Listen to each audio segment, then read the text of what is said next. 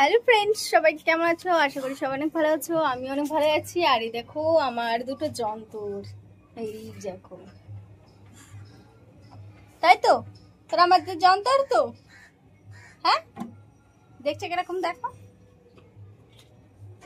ওরাও বুঝতে পেরেছে যে আমি ভিডিও করছি। আর এদিকে আমার মা রান্না করছে। কি রান্না করছো গো? হ্যাঁ, শুধু ডাল? আজকে আমাদের গাইস, আমাদের ঘরে আজকে শুধু ডাল রান্না হবে, আর কিছু রান্না হবে না। তার কি রান্না হবে? ডিম, যেটা আমার দু চোখের বিষ।